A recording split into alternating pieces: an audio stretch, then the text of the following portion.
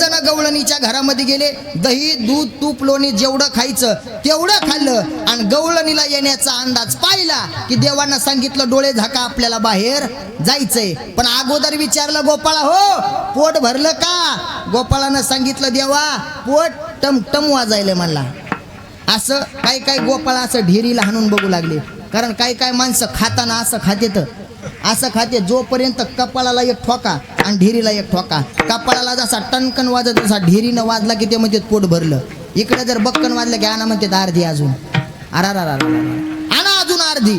कारण एवढं खाणं त्यानं सांगितलं देवा पोट भरलं म्हणले झाका डोळे आणि डोळे झाका म्हणल्याच्या नंतर सगळ्याला बाहेर नेलं. पण जो बोबड्या होता तो म्हणला देवाचा काही मिळत लागन.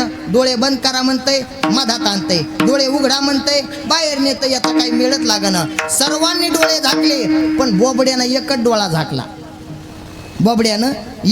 झाकला आणि गजर केल्याच्या नंतर सगळे गोपाळ बाहेर आले पण बोबड्या मधातच टांगला. बाहेरही नाही आतमध्येही नाही. जशा गवळणी मधात आल्या गवळणीनं पहिला आज नंदाचं कार्ट आलं होतं आणि नक्की त्यानं चोरी केली. दह्या दुधाचा नासुडा केला. कुठे म्हणून पाहिलं तर एक गवळणीचं लक्ष वरी गेलं. हे बघ म्हणी वरी चढायला लागले आणि मग गवळणीनं अशी बोबड्याची पूजा केली. असा मारला बोबड्या. कोणी लाटण्यानं मारला, कोणी फुकणीनं मारला, कोणाकडे आयफोन होता मोठा, कोणाकडे टॅप होता टॅपनंच हाणलं एक गवळणीनं. ती व्हिडिओ पाहू लागली त्यावढ्यात गोपाळ दिसला. असा मारला टॅपनं, असा मारल्याच्या नंतर मग बोबड्या म्हणू लागला कितना वाचवले लय मालायलेत. आणि मग देव जवळ गेला आणि म्हणला बोबड्या सगळे गोपाळ बाहेर आले तू का बाहेर आला नाही?